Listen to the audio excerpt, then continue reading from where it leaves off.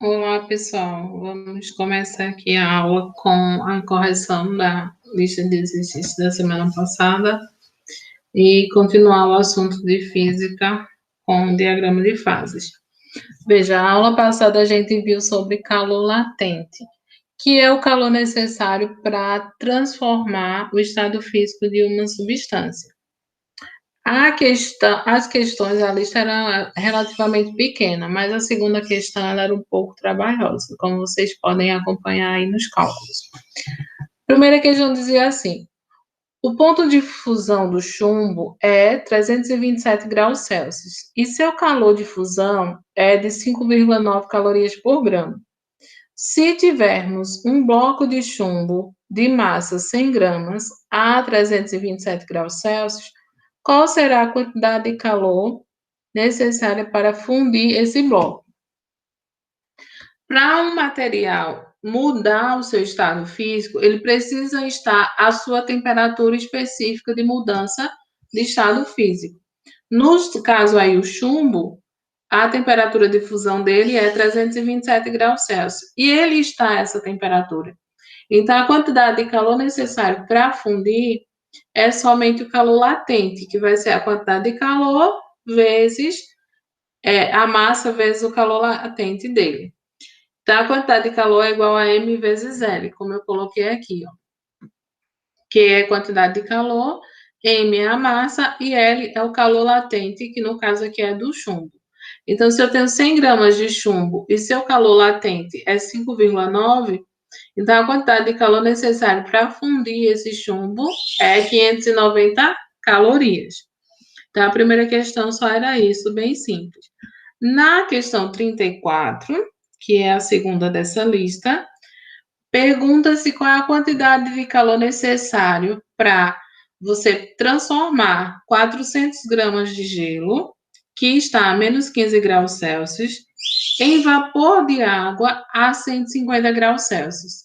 Veja, vai ter duas transformações de fase aí, mudança de estado físico da matéria, e vai ser necessário calcular três variação de temperatura, três quantidades de calor necessárias para variar a temperatura.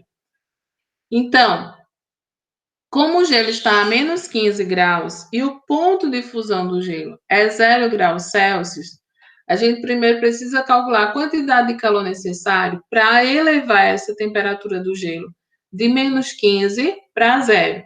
Aí a gente usa a equação fundamental da calorimetria, Q igual a M vezes C vezes delta θ, onde M é os 400 gramas do gelo, C é o calor específico do gelo, que ele diz aqui no enunciado, ó, o calor específico do gelo é 0,50 calorias por grama grau Celsius.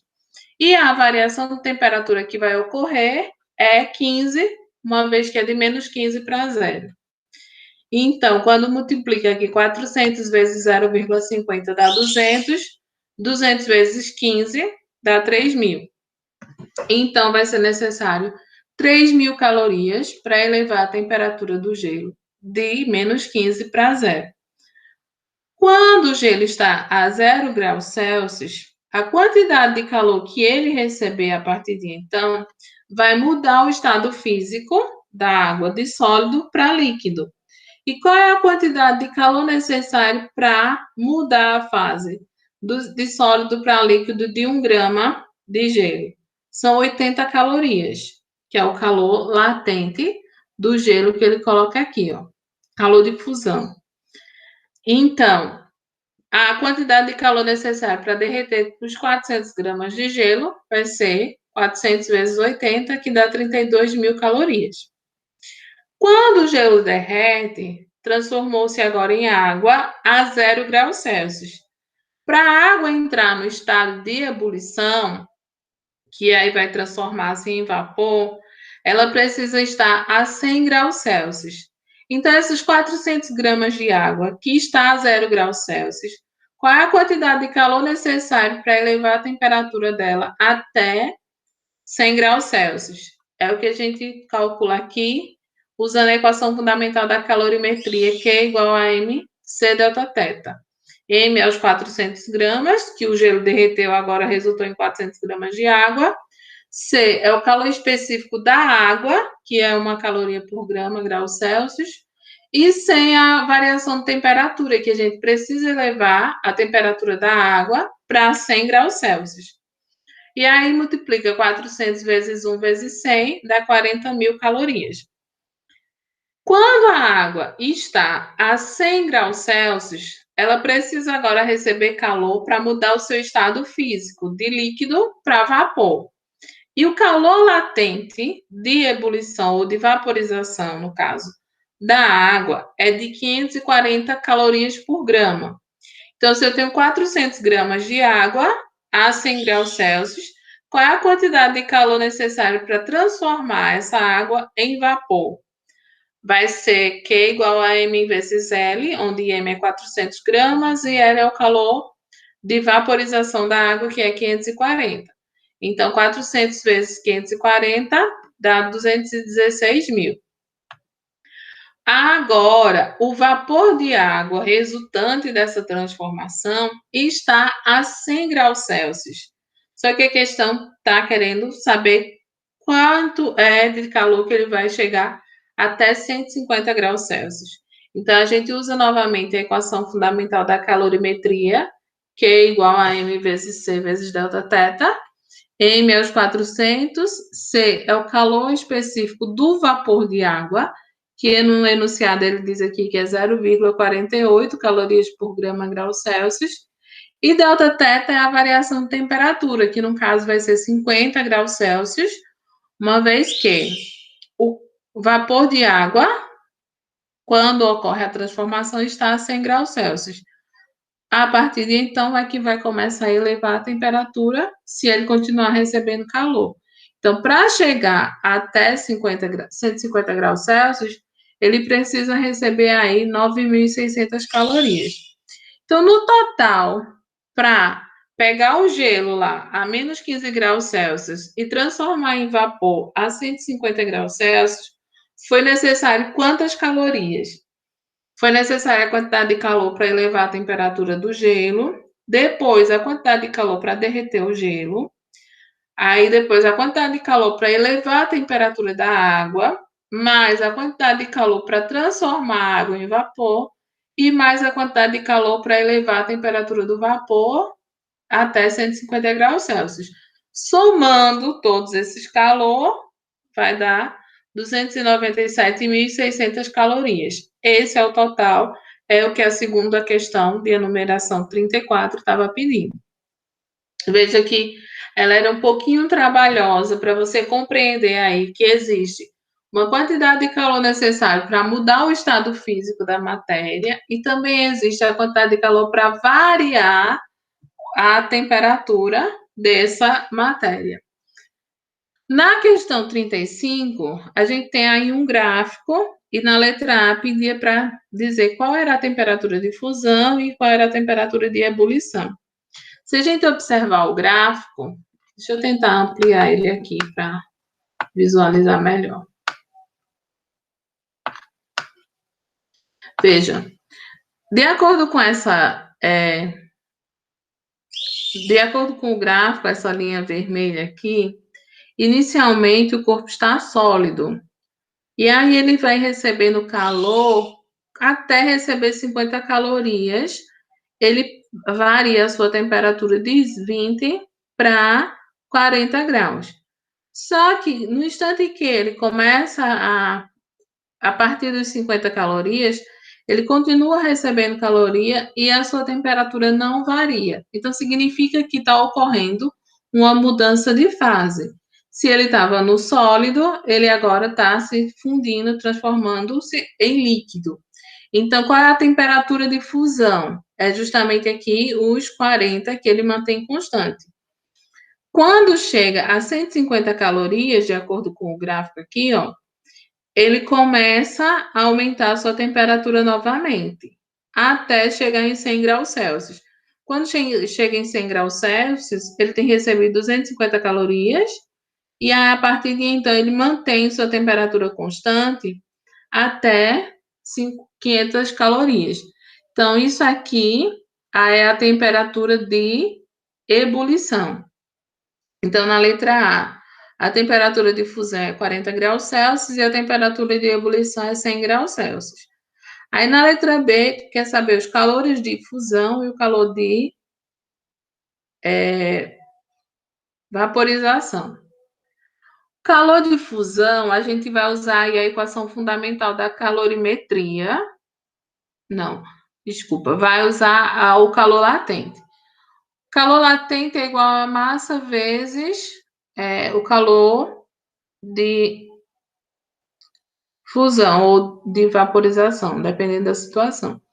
Como a gente está aqui vai tratar de fusão, então a fusão vai ser igual o calor de fusão vai ser igual à massa, a quantidade de calor dividido pela massa.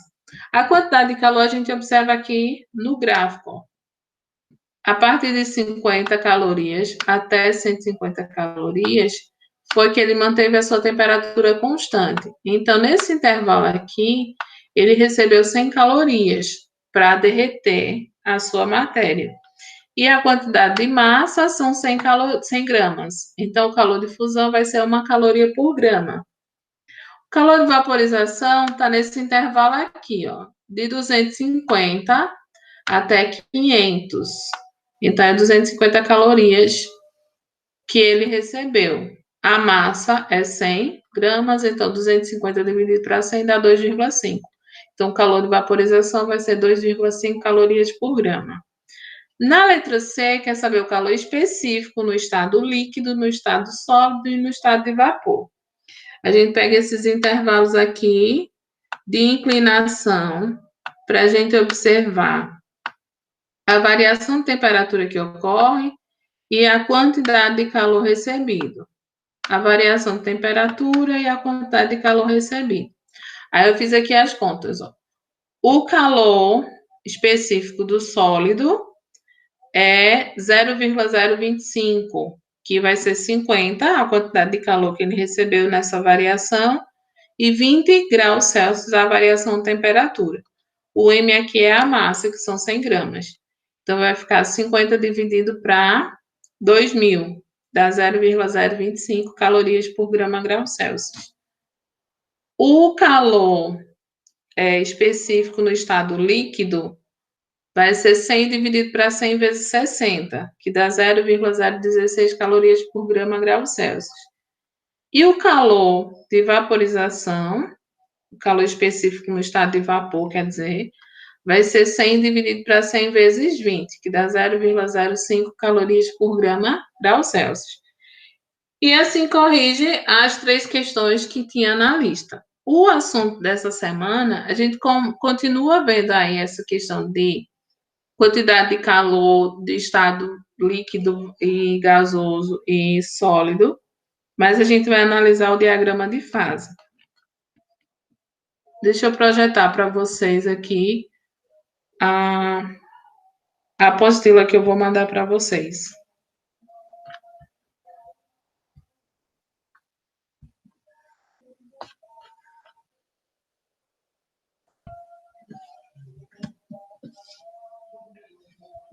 Deixa eu botar aqui do início. Então, a gente tem mudanças de fase. A gente estava analisando nas mudanças de fase, no caso, a quantidade de calor necessário para ocorrer essas mudanças de fase. Do sólido para o líquido, do líquido para o vapor.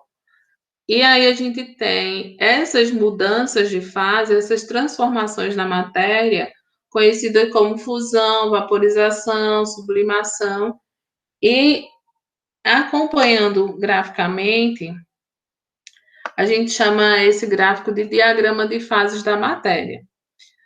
As partículas de uma substância pura na fase sólida formam uma estrutura bem retilínea chamada estrutura cristalina. As partículas ficam muito próximas umas das outras e têm apenas um movimento vibratório em torno de uma posição de equilíbrio. Na fase sólida, devido às intensas interações entre suas partículas, uma substância apresenta forma e volume bem definido.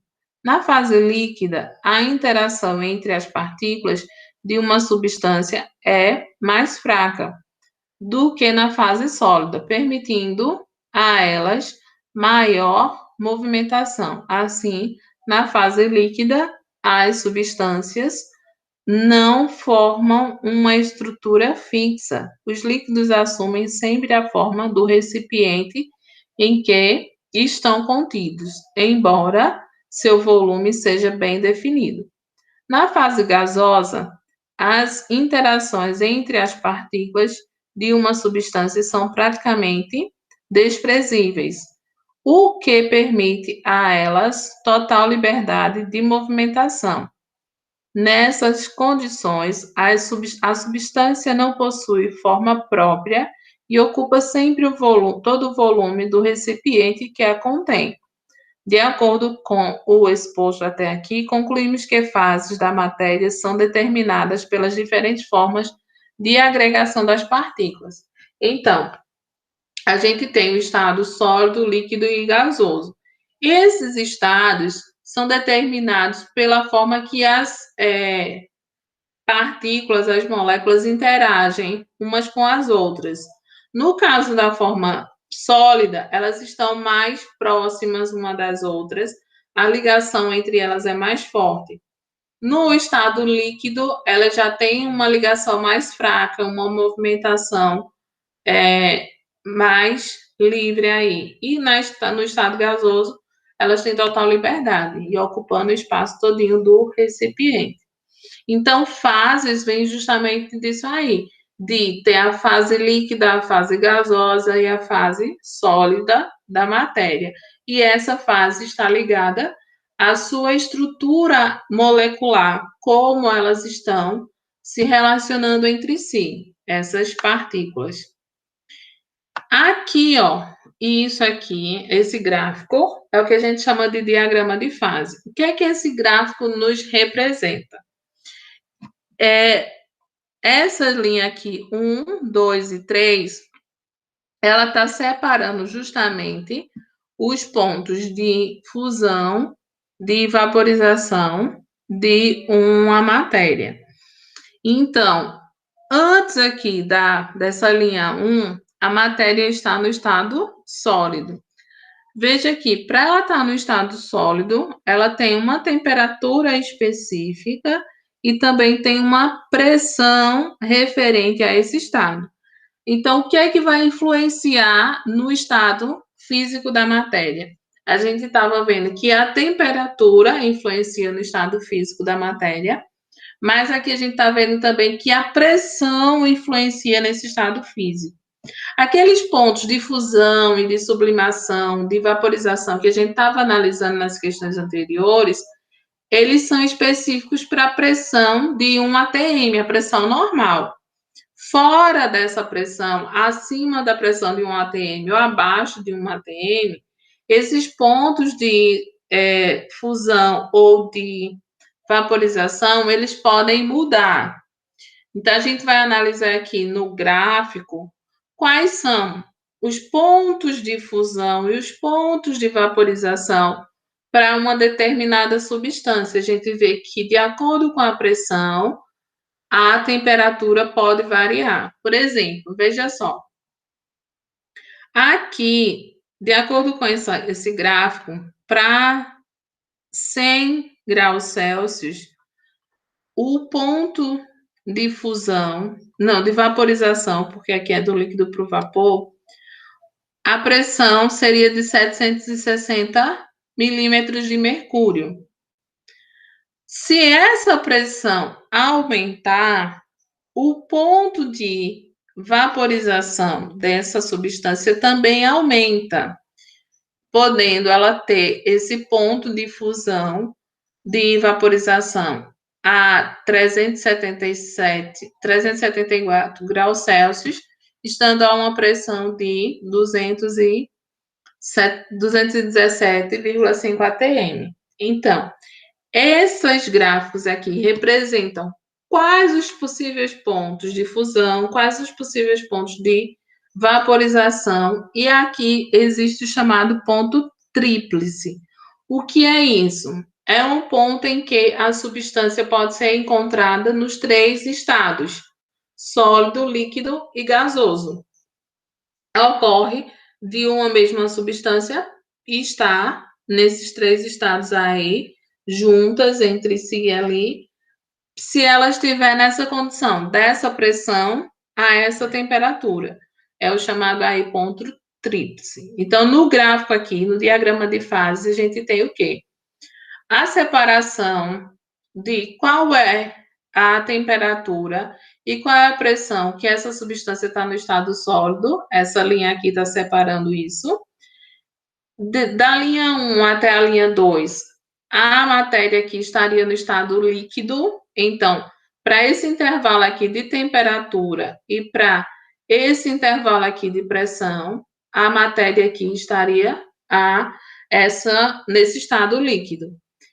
E aqui nessa curva 2, abaixo dela, a matéria estaria aqui no estado de vapor, para essas temperaturas e estas pressões aqui.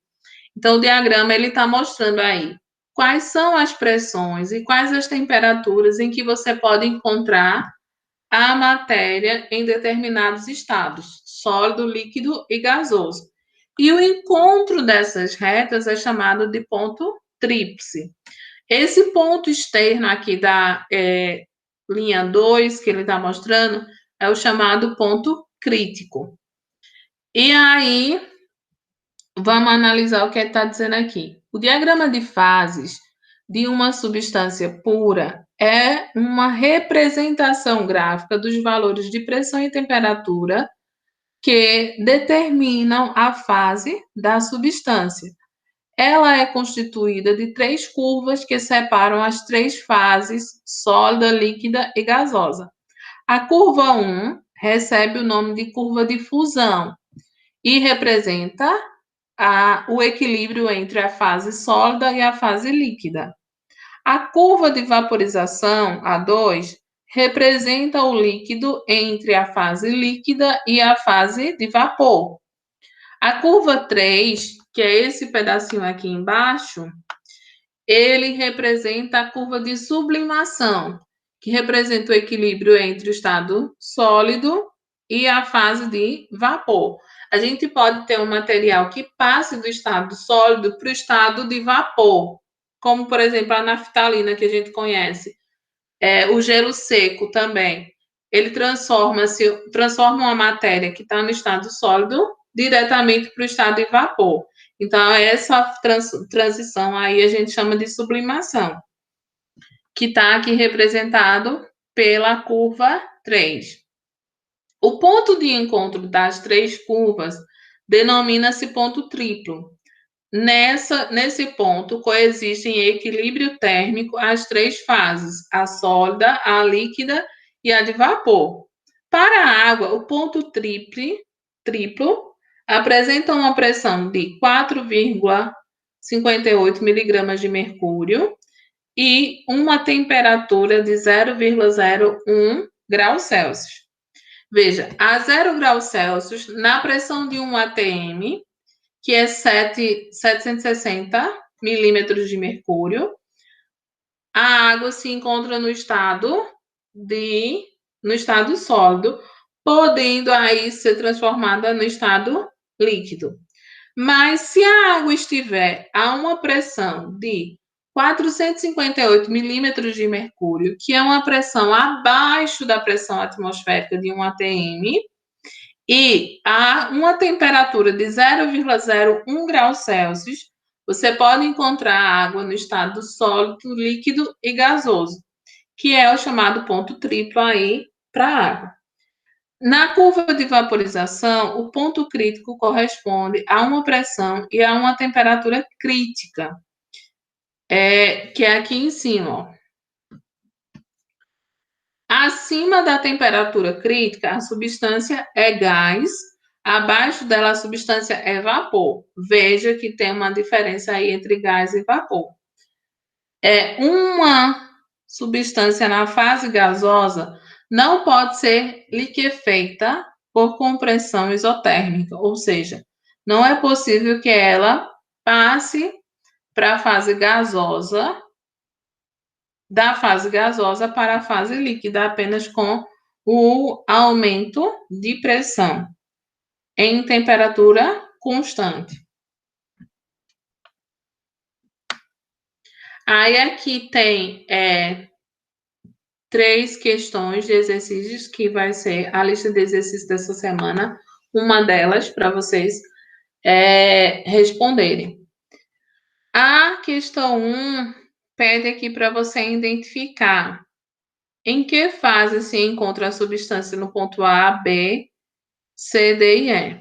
Ponto A, ponto B, o ponto C, o ponto D e o ponto E.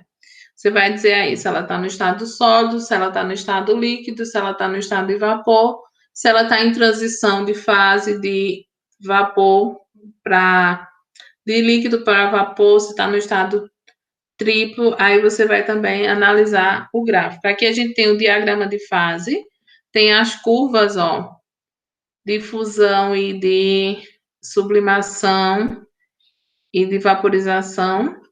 E aí você vai identificar quais o estado. Aqui, ó, S de sólido, L de líquido e V de vapor.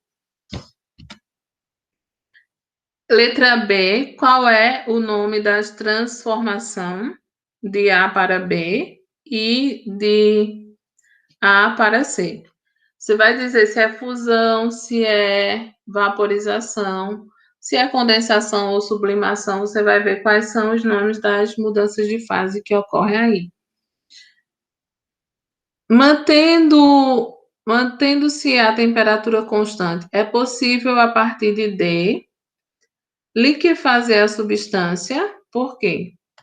Ele quer saber, a partir de D, é possível você transformar essa substância em líquido, mantendo a mesma pressão, ou seja, a pressão não vai variar, ela vai se manter constante aqui.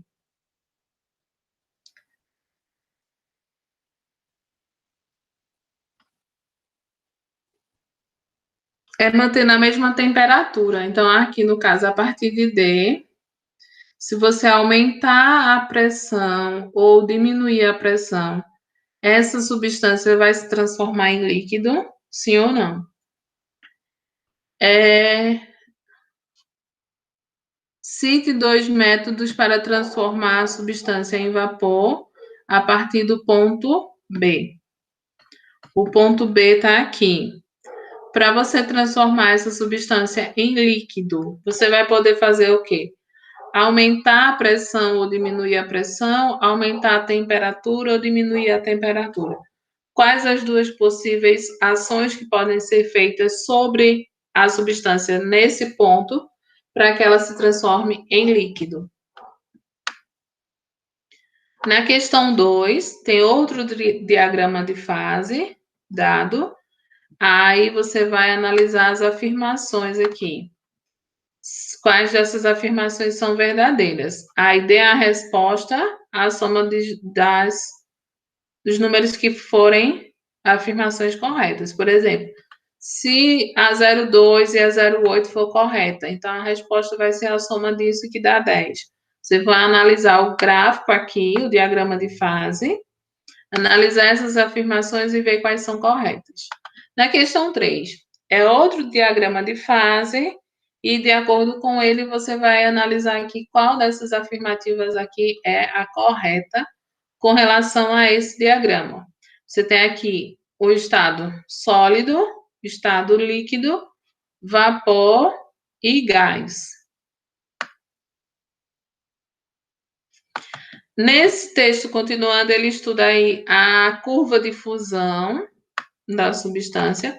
Fusão é você transformar de sólido para líquido, ou no caso, aumentando a temperatura e aumentando a pressão, ou diminuindo a pressão e aumentando a temperatura, pode ocorrer ainda essa mudança de fase dessa substância.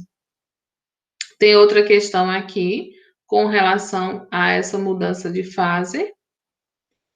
Curva de vaporização é quando converte aqui de líquido para vapor, e aí isso pode ocorrer aumentando a pressão de uma substância, de um líquido no caso, ou aumentando a temperatura.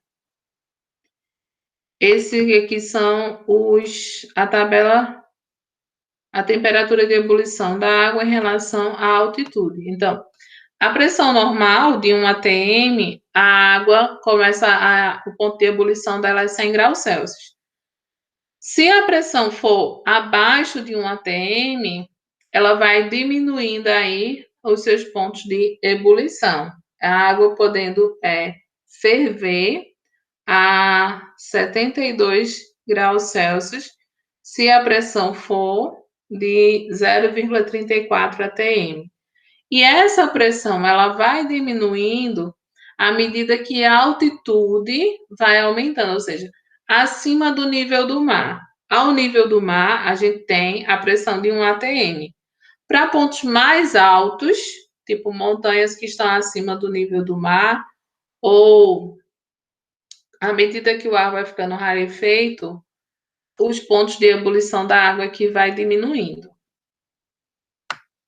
Então, no caso, a gente vai ter uma diminuição da pressão e uma diminuição no ponto de temperatura que vai ocorrer a ebulição. É justamente o que mostra no gráfico, né? Se a pressão diminui, a temperatura também vai diminuindo. Se a pressão aumentar, a temperatura também vai aumentar. E aqui, ó, se a pressão for de 2 atm, a temperatura de ebulição da água vai ser de 120 graus Celsius. Se a pressão for de 5 atm, a temperatura vai ser de 152 graus Celsius, que ela vai entrar em ebulição. Aqui, no caso, o que acontece com a roupa no varal? Por que a roupa não está lá a 100 graus Celsius e a água evapora e consegue, no caso, secar a roupa? Essa é outra forma de vaporização. A evaporação. Esse é um processo lento que, ao contrário da ebulição, pode ocorrer a qualquer temperatura, sob pressão atmosférica. Por exemplo, um líquido a temperatura ambiente, nem todas as partículas possuem a mesma velocidade. Alguns são mais rápidas do que outras e podem escapar da superfície do líquido. Então, na superfície da água, por exemplo, se a gente coloca um copo com água em cima da mesa e deixa lá por vários dias, sem ninguém mexer naquela água ali, você vai perceber que aquela água vai diminuindo o volume dela dentro do copo. Então, o que está acontecendo? Na superfície da água, vai ocorrer de algumas partículas da água conseguir escapar dali, passar do estado sólido, do estado líquido para o gasoso, sem ser necessário absorver aquelas 540 calorias do calor latente que a gente viu lá. Por que isso acontece? Porque elas estão a uma velocidade que é capaz de escapar do recipiente lá. E à medida que essas vão escapando, a água vai todinha se evaporando. Então, é esse processo que acontece com a roupa. As moléculas ali de água, tem algumas que estão com uma certa velocidade maior do que as outras e vão escapando até escapar toda a água que estava na roupa e aí a gente seca. Isso acontece também quando o ar, no caso, ele não tem tanta umidade. No tempo frio, isso demora mais um pouco, por conta da umidade do ar também. Aí tem aqui a curva de líquido, vapor e gasoso. Aqui ele fala da panela de pressão, que a gente tem água e tem vapor, e a válvula de escape, o alumínio que está recebendo o calor. Está explicando aqui o uso da panela de pressão. E aqui tem essa outra lista de exercícios para serem trabalhados a respeito das curvas de vaporização e difusão. Então, são 8 questões essa semana. Não precisa copiar as questões, é só fazer a leitura delas e enviar a resposta. As primeiras questões é sobre o diagrama de fase, aí tem uma questão sobre a curva de fusão e as outras questões aqui sobre a curva de vaporização. Então, são essas questões para serem trabalhadas essa semana.